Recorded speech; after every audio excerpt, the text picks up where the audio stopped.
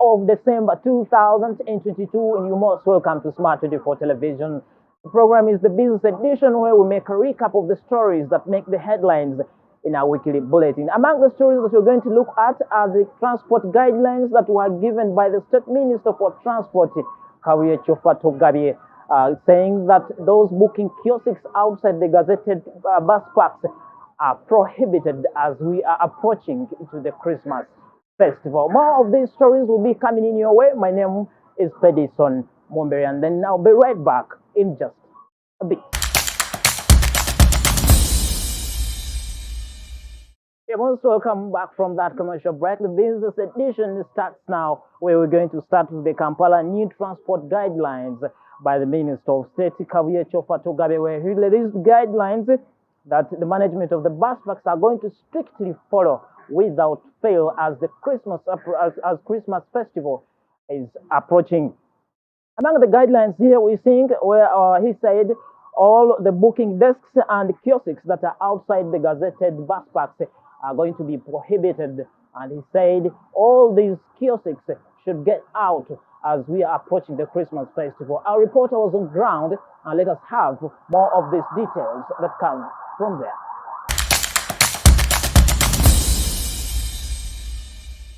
PT4, the State Minister for Kampala, released the new guidelines aimed at improving public transportation in the city, which includes buses and taxis must only pick up and drop off passengers at specified terminals and parks. Additionally, all public transportation booking offices and the kiosks that operate outside of the parks and bus terminals are also prohibited. Offices, kiosks, and booking desks outside the gazetted parks should close with immediate effect. There should be no booking of passengers outside the gazetted bus terminals and taxi parks. In short, if you're going to Namaiba bus terminal, it is an abomination, and I'm saying every kiosk around the streets of Eren Road, Namirembe Road, Makai Road should not even be seen by this time tomorrow. All buses and taxis should return to their designated terminals and parks for loading and off-roading. No bus, I repeat, no bus, and I repeat, no bus or taxi should offload or load on the streets of Kampala.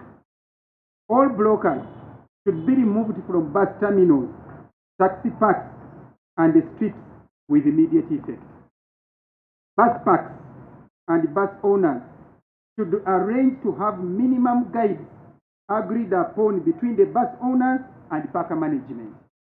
He also warns owners of vehicles to follow the laws and do not drive without necessary documentation, such as passenger service vehicle, PSV license, a route map, and a third-party insurance.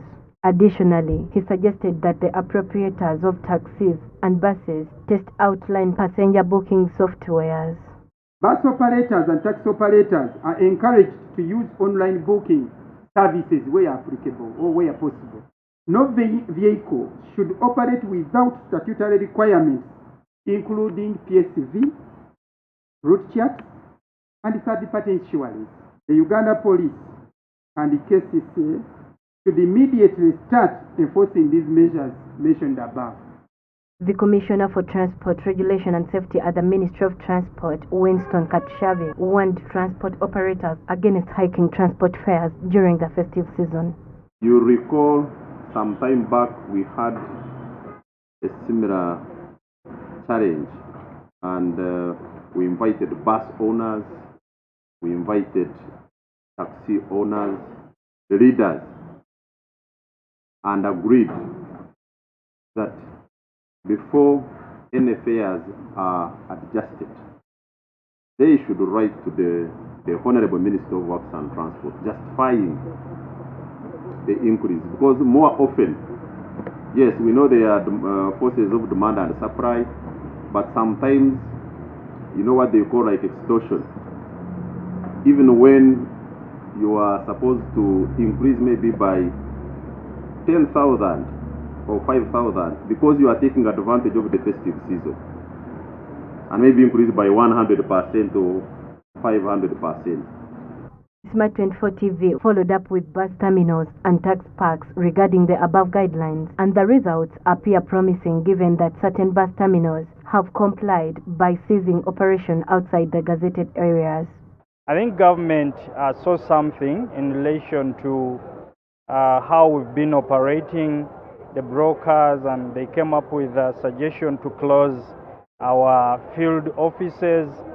And as Link, we do not have any problem with that, and we are complying definitely, because after all, it is something that we have been doing because of circumstances. But had it not been circumstances of issues to do with security of our customers, our passengers being cheated, because they go down there and people who I may say have no address will end up charging them, for example, 70,000 for a route or a journey that costs like 50,000 or 40,000. Bus and taxi drivers, as well as members of the general public, have complained to the government on numerous occasions about brokers in public transportation who take advantage of defenseless customers and extort money. Therefore, an online booking platform for travelers will not only speed up the booking process, but also stop stakeholders from losing money to middlemen. Design Nambiru, Smart 24 TV.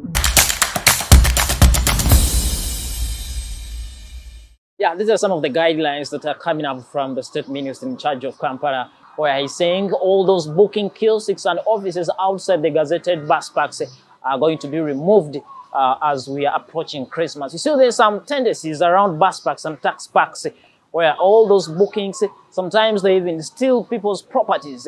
You find somebody calling himself that is working with a certain bus park or a certain bus company who is not working there, and they end up stealing some of our properties. See, very many people are going to be storming the city, going to the villages. So such guidelines will help to strengthen this. We are coming to another story here. We are going to look at the cocoa production in Uganda. Did you know that Uganda is the 5th largest cocoa export in Africa, followed by Ghana and Ivory Coast, even some other countries in Africa? So I'm saying here, according to the details, they're saying the main destination for cocoa bean exports from Uganda are Indonesia, Malaysia, India, Netherlands, and all these countries we are exporting our cocoa beans, only cocoa beans. However, there have been some challenges around whereby low production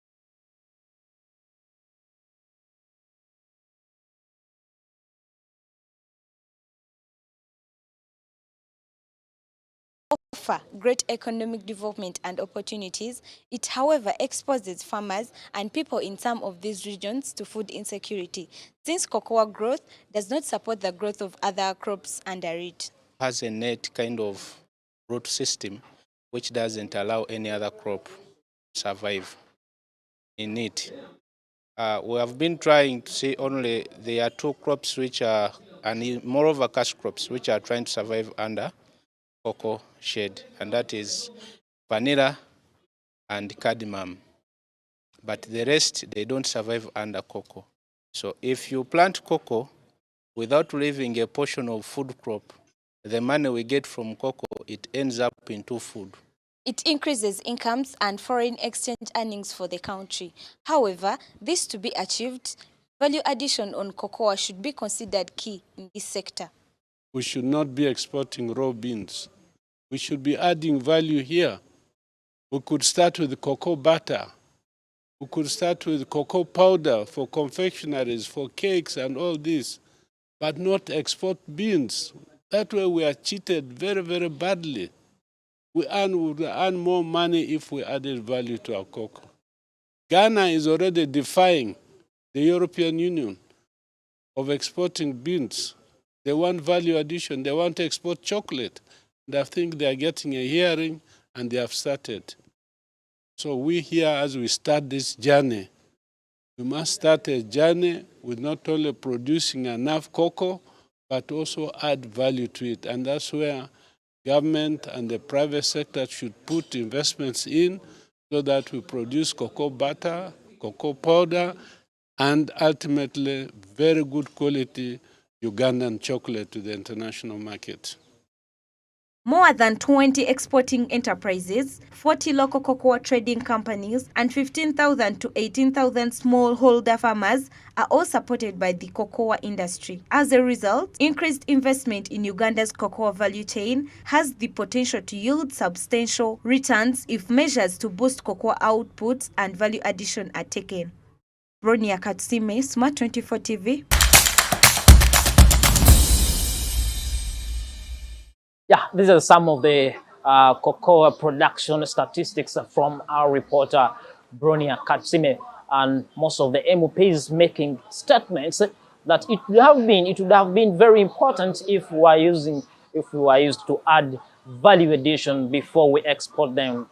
But I think we still lack low levels of technology. But by the time we come up with this technology of adding value in our cocoa production here, we'll earn more than what Katsime has just brought to us. Getting to another story here, seeing the Anti-Corruption Day in Uganda. Uganda joined the rest of the world to celebrate the Anti-Corruption Day, which function took place in Uganda district, by the way. However, before reaching to that day, there was misunderstandings in the Parliament of Uganda. And I'm very sure if you missed this, now let me tell you. Some MPs said the money that we are going to use to organize this event should help the people of Uganda to put up hospitals than just go in for just the celebrations. But most of the MPs refused. And most of the NRM MPs said, let us continue because we had already organized for this. And according to records here, they're saying over 452 million. That's the money that was going to be used just for celebrations. And MPs were saying, some sections of MPs were saying, we shouldn't use this money just because for celebrations, but it should be used for service delivery. Let us have more of this very story. Our parliamentary reporter was there, and she covered these misunderstandings for us. Let us have a look. Uganda will join the rest of the world in commemorating International Anti-Corruption Day, which will be held on Friday in Uganda district. A number of lawmakers have suggested that the 452 million shillings that would be spent on the festivities be used to develop hospitals and schools for the residents of Uganda. Expected you to have seen what the president of Tanzania has done, and I thought you would borrow a leaf from her. Honestly, we have spent a lot of money in non-productive things, celebrating 400 billion to celebrate 41 million that has been recovered. Are we sincere with ourselves? Right Honorable Speaker, we have a saying in my language that a fish gets rotten from the head. And I wanted to say, it is very unfortunate that we have gone ahead to domesticate many of these laws that these people make from outside that don't benefit us as human beings here in Uganda. According to the MPs, the government should take the lead in combating corruption and should begin by cancelling the celebrations and putting the allocated money to good use. Now that the House has listened to the statement by the Honourable Minister of State for Ethics and Integrity regarding commemoration of the Anti-Corruption Day, and having listened to the response from the Shadow Minister, and having debated the same statements, Right Honourable Speaker, that the House is moved to urge government to channel the funds so allocated for commemoration, the equivalent of more than 450 million, to support the victims of corruption in Ibanda district, and they do away with the celebration of the commemorations. Right Honourable Speaker. That the same money, by staying in Ibanda, the community will not be disadvantaged or undermined, but instead, schools, youth centers are selected to benefit from this money instead of raising banners, balloons, and tents. Right Honourable Speaker. I so move, Right Honourable Speaker. At this moment, the opposition leader moved in Parliament to halt the festivities, but the majority of the NRM members voted against it. Right and to the contrary. The noise have it. For clarity, the motion has failed. For clarity. In light of the fact that the majority of the necessary things have already been purchased, Second Deputy Prime Minister Rukia Nakadama has informed Parliament that it is currently impossible to postpone the festivities. Right Honourable Speaker, I want to say that preparations for this day started some time back, and they are already in high gear to celebrate this day. Money has already been spent in some activities because the activities are not only for that day. So some money has already been spent. I'm requesting members, honorable colleagues, that maybe if we want such a program to take place, we can come in a bit early so that we don't channel that money to that day and we put it to other activities. Government figures in 2021 showed that the estimated cost of corruption is at 9.1 trillion shillings per year, which is equivalent to 44% of government revenue in 2019. Samlanifa, Smart 24 TV. This is the issue of Anti-Corruption Day that was celebrated in Uganda. However, parliamentarians had some different misunderstandings about that money, that is equivalent to 452 million that was used just for celebrations. And others were saying, let us not go for celebrations. Instead, let us construct hospitals in Uganda. But this is what happened. Now, let's get into another story here. Where the Civil Aviation Authority has recorded some good development at Entebbe International Airport. They have recorded a rise in departures and arrivals. I saw the Minister of State for Works and Transport, Honorable Katumba Wamala, saying that this is the time we should emphasize on avoiding malpractices at our international airport. Our reporter was on ground on the highway. Let us have more from the Entebbe International Airport in Entebbe.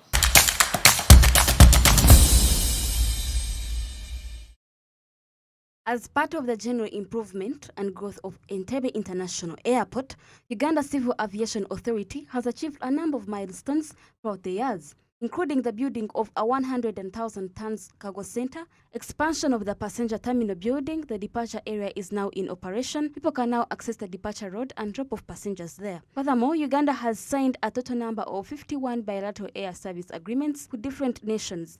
27 of which are now in operation. The Stakeholders Engagement Breakfast often provides an opportunity to talk with the important stakeholders and update the key participants in the market. The Minister of State for Works and Transportation is pleased to see that the passenger traffic is rising and has urged them to keep growing so that the industry becomes more competitive and appealing. He also reinstates government's commitment to the airline despite its controversies. In the statistics presented by the DG, I'm not worried that we set out to expand the cargo center by 100 to 100,000 and now it is small. I think that's a plus. That's good. It shows that our country, people are responding. Yeah, people are responding to what we are doing.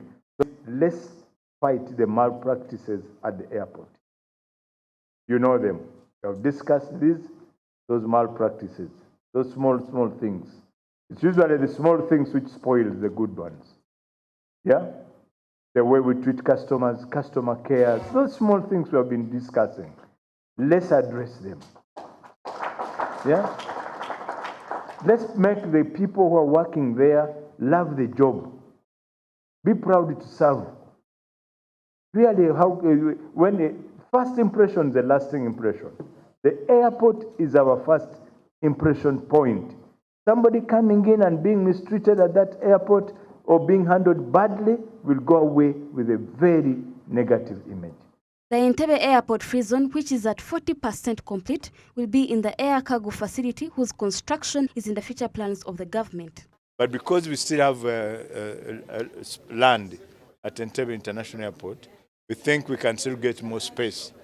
Some improvements at the Entebbe International Airport have been made by the Civil Aviation Authority's internal funding, and UPDF has carried out the construction by additional funding which is required to complete the project. One is the expansion and of the airport facilities such as departure and arrival, which is being done, completed by UPDF, and that is expected to be completed in May 2023.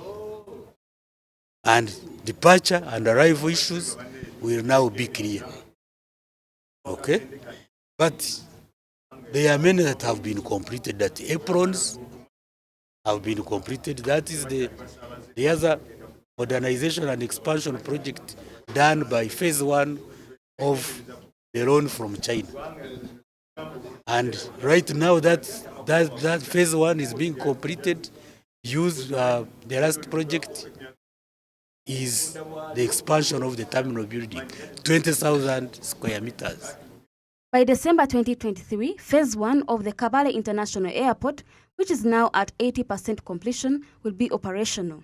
It must have its own amenities to qualify as a backup airport, such as those that allow for easier transit of cargo through the region.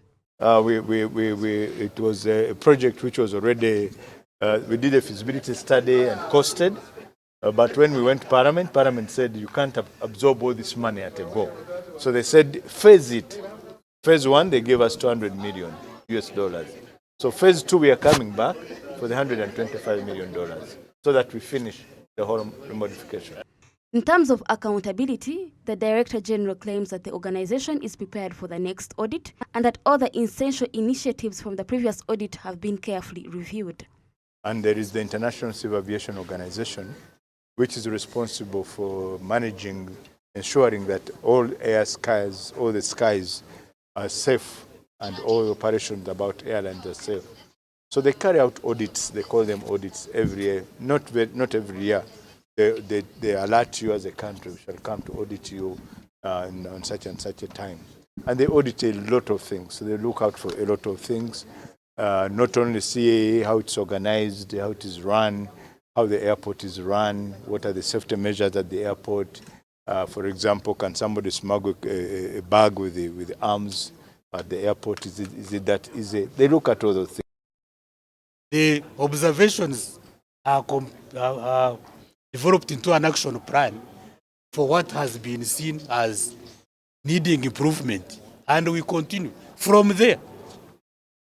And right now, these facilities you are seeing as a result of a response to area audits, especially in terms of facilities.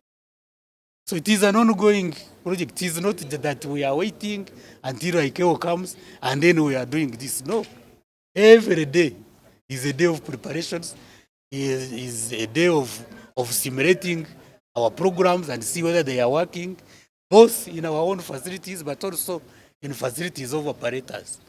When they audit Uganda Airlines, or one of the ATOs, the training organizations, they actually are also auditing the state, as the minister said. And the state, the oversight system of the state, also includes civil aviation authority. Entebbe International Airport has the capacity to accommodate an estimated number of 1,840,264 passenger traffic. The majority of the airport's operations are still in place, and travelers can still access much of it, despite the fact that it is currently undergoing a series of renovations that are scheduled to be finished in 2035. Runana Habwe, Smart 24 TV. Putting the sides of Bamturacha aside, but at least Entebbe International Airport is recording some growth. So, and the General Minister of Works and Transport, General Katumbo Amara, is also putting his hand to make sure that things are put at a certain level. And this is the way we should go, by the way. Malpractices at international airports tarnishes the image of Uganda. And so it's upon you and me to make sure that we remove or we get away from all malpractices that could be happening there. Into another story here, I'm seeing the Stanbic Bank Incubates Limited and UNOC have joined hands for social responsibility, where they offered cash donation worth 7 million and 40 chairs to Hoima Public Library there in Hoima District. I saw Tony Otoa, Stanbic Bank Incubator Chief Executive Officer, saying that they're looking forward to supporting education because it is through education that will work on the improvement of business sustainability in Uganda. Let us have more of this very story.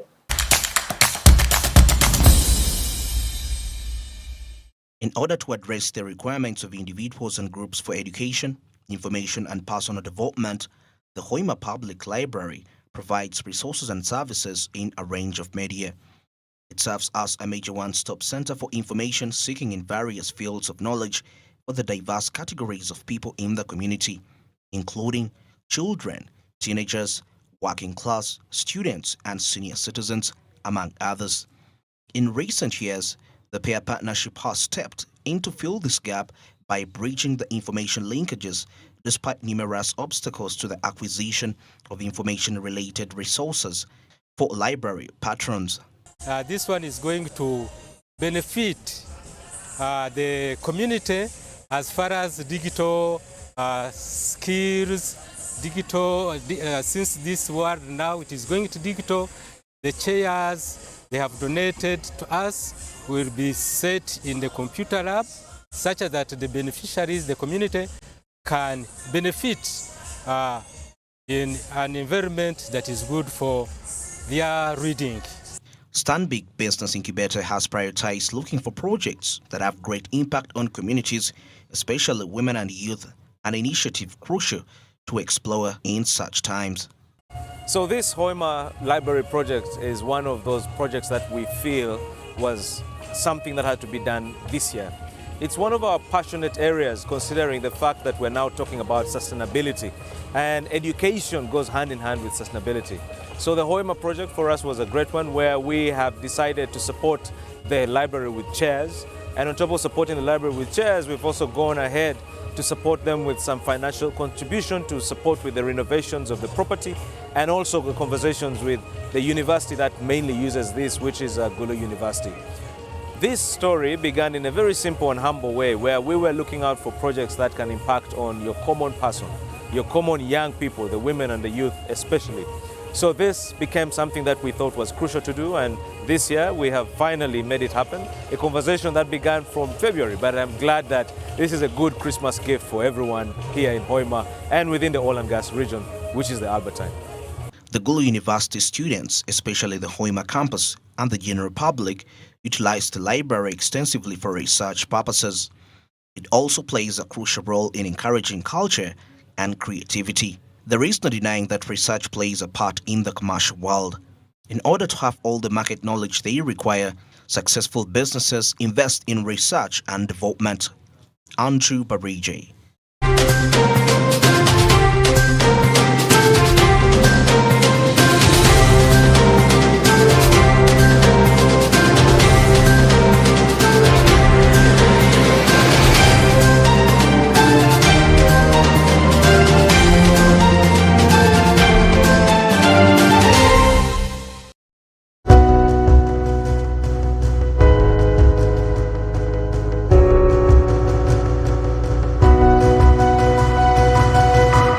Smart 24, driving business.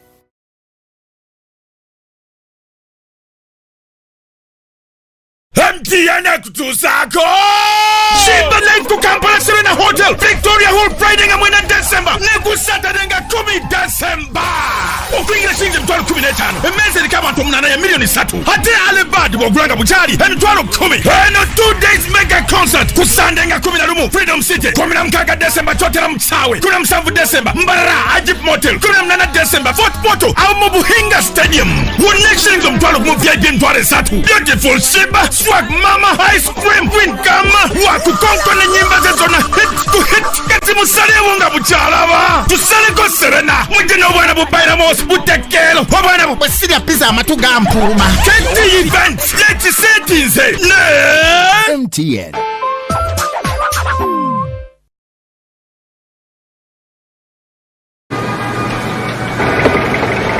He must be rich, tall, handsome, from a respectable family.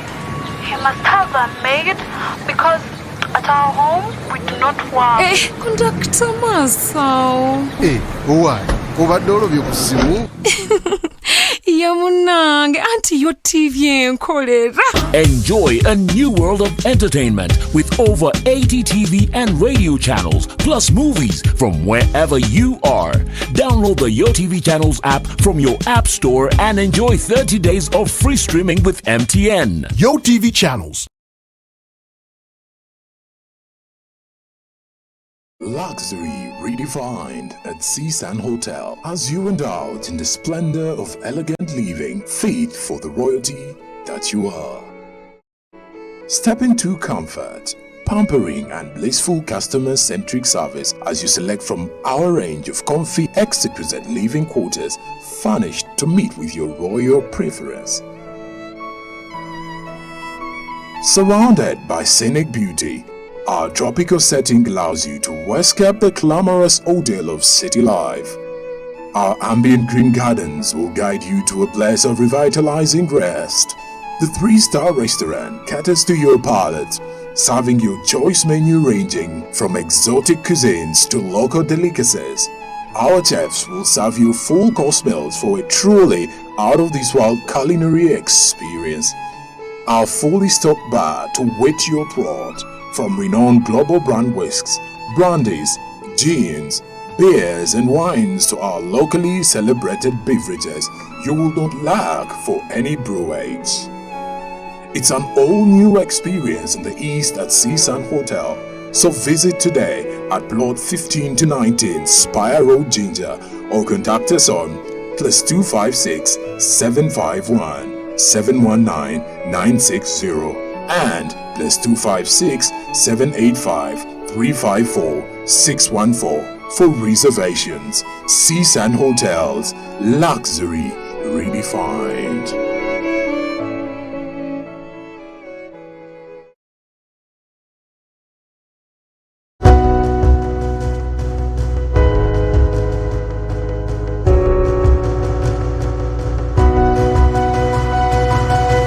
Smart 24, driving business.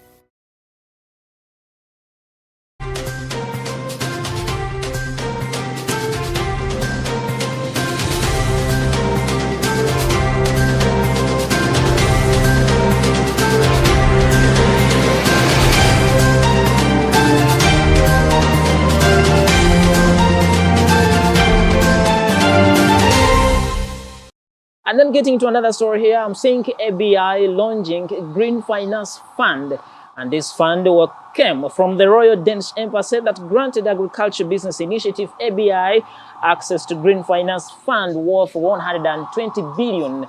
According to the CEO ABI, Mona Mogome Sabliba, the fund will be available to smallholder farmers through the financial institutions, and it will be offered to them at a low interest. Let's have more of this very story.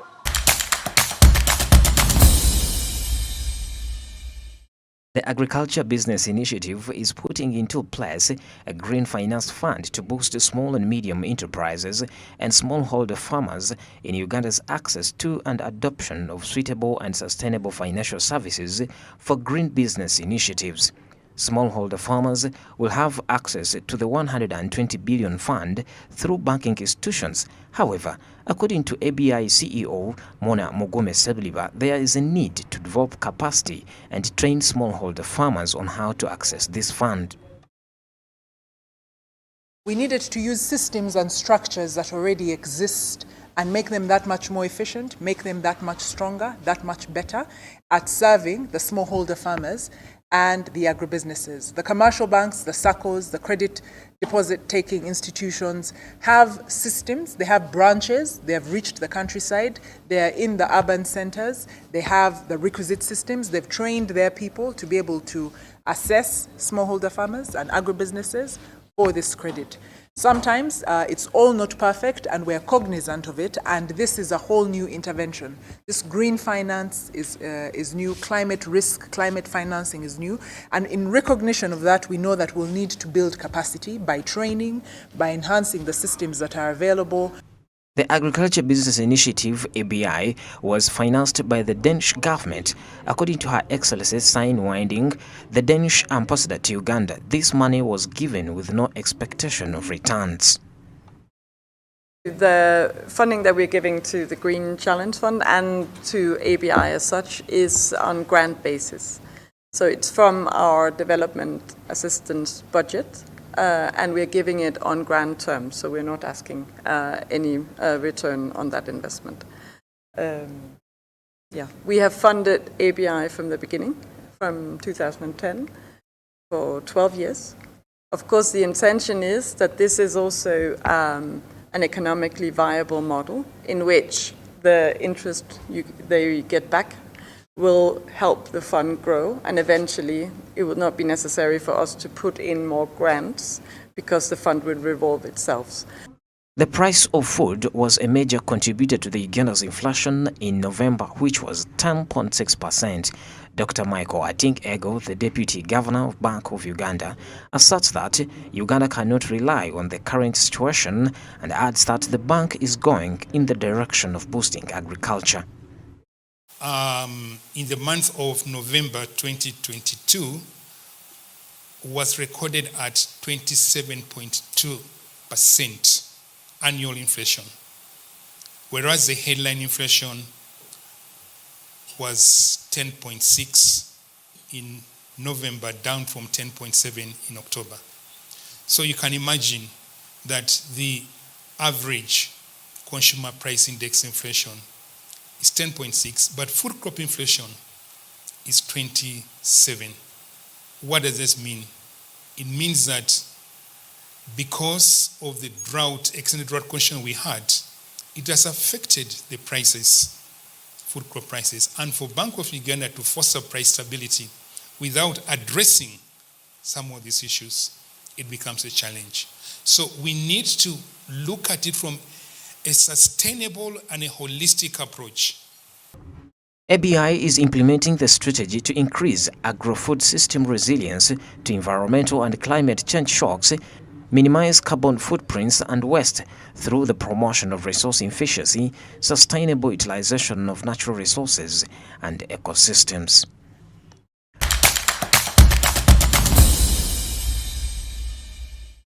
Getting to another story here, I'm saying over the weekend we had the Youth Patriotism Symposium that happened at Kololo International Airport, where the President of Uganda, His Excellency Yoweri Kaguta Museveni, was the chief guest.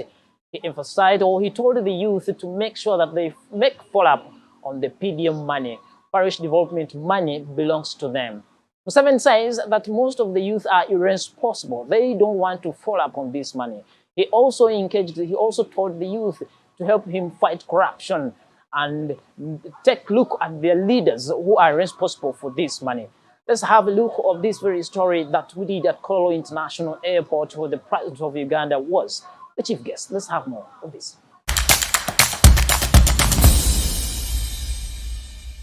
Speaking to the youth and other professionals at the Patriotism for Youth and Investment Symposium with the topic Patriotism for Socio-Economic Transformation, President Yoweri Kaguta Museveni called on the youth to fight corruption because government has sent money to their parishes. He advised them to go check on what is happening with their money and fight for their fair portion, adding that the youth should use their leaders to hold the government's resources accountable. Mulondole abakulembeze bamwe mulwane ku sente zammwe. I am also fighting from this side. Nensindikayo aboketa. I send people to spy. But namwe mulwane ku mugabo gwamwe. But you should also fight for your portion. Fight corruption. The occasion was also intended to honor the investors that made Uganda one of the top 10 investment destinations in Africa. That's according to the Minister of State for Investment and Privatization, Honorable Evelyn Anite. The top 50 extraordinary and ethical investors were recognized at the same occasion for their contribution towards the development of this country. This function, by celebrating our responsible investors who are investing in this country, but creating jobs by the enabling investment environment that you have created for Uganda, which has thus made Uganda to be number 10 among the top 10 best investment destinations in Africa. President Museveni further called upon Ugandans to engage in 4 sectors of wealth creation, which include commercial agriculture, manufacturing, services, and information communication technology, ICT. Let everybody who is not in the school and who is an adult involve himself in the 4 sectors to make money and create jobs. Doctors were among the experts who came to the event. They applauded President Museveni for raising the pay of medical professionals and putting computed scans in every regional referral hospital. Doctors affiliated with the Uganda Medical Association, an umbrella organization, requested the government to hire more specialized physicians in these hospitals to raise the standard of health care.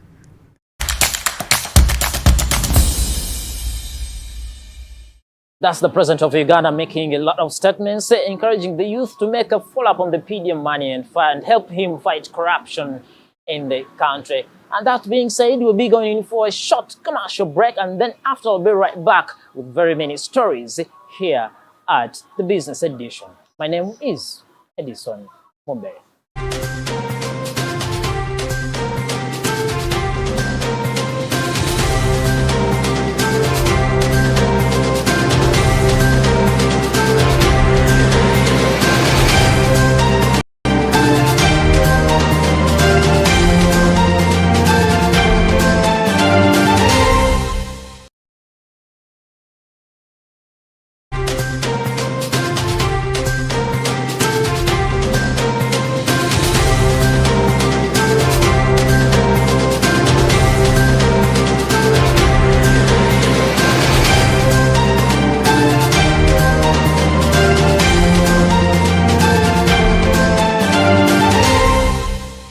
See, such donations are very important. If the Danish embassy has done that to the country like Uganda, it's very important. And now I'm calling to smallholder farmers to take advantage of this. This money belongs to you. And like they have said, this money will be offered to smallholder farmers from financial institutions. So we have very many banks there where that money is going to be. So please make a follow-up and you improve on your agriculture sector and maybe increase on the production of agricultural production in the country. There's food scarcity, so we have to fight this food insecurity in the country. So if this such kind of money is coming to the country, please let us take use of this amount of money that came from the Danish embassy through ABI, the Agriculture Initiative. Now getting to another story here. I'm seeing the CEO Summit, the 13th CEO Forum that happened over the weekend. The Minister for General Duties, Honorable Justin Kasule Lumumba, is the Minister for General Duties, was like, this is the time we should follow the business stability, sustainability in the country. Sustainability of the business is very important. And I saw Stephen Mukasa, the CEO or country manager of the CEO Forum, the CEO Summit, was like they are planning to make sure that the business sustainabilities are going on in the country, like looking at 3 Ps, which 3 Ps you're going to see in the very story. Let's have more of this very story that happened over the weekend.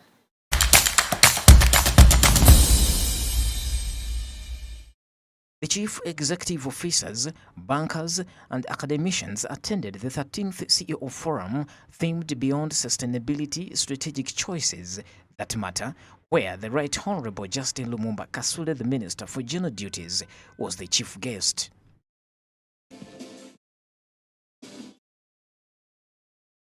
It's from this same event that most of the experts believe that spending more money on sustainable business methods may seem contradictory in order to increase the company's profitability, yet studies have shown that most of the profitable businesses are also the most sustainable.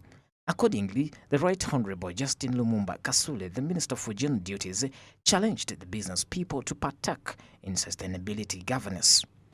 As CEOs, there is indeed a need to purpose beyond profit, have shared value journey, and business sustainability. According to Stephen Mukasa, the country team leader CEO Summit, they are focusing on the sustainability of businesses, society, and the Mother Earth, adding that at the center of their discussion are 3 Ps. These are profit, people, and planet. Captains of industry in the room, leaders in the room, are we taking care of the needs of today without compromising those who are coming after us? We talk about the famous 3 Ps or the 3 Es, talking about people, planet, profit. That is also called the triple bottom line of sustainability, or talking about economy, the environment, and equity. How can we find a common ground of all the 3? How can we find the equilibrium? Her Excellency Susan Ngongi Namondo, the UN resident coordinator in Uganda, notes that there is a need to shift from disjointed approaches to mechanisms that bring together groups of companies responding to specific challenges, saying that they will need an organized platform to promote dialogue and build synergies among stakeholders and business actors. Is doing their own thing in their own corner, making important efforts, but in their own corner. And I think there's need for us to be able to have greater gains against the development results, and we do need greater gains against our development results. We need to find some way of banding these efforts on the common outcomes and building synergy. Where we are today in 2022, I think we have matured a great deal, and we are now ready to tackle more comprehensive issues, and issues of existential nature, issues which affect our very survival, and therefore we need to focus on sustainability. They further highlighted that gone are the days when one would focus on just profit at the expense of society and the environment.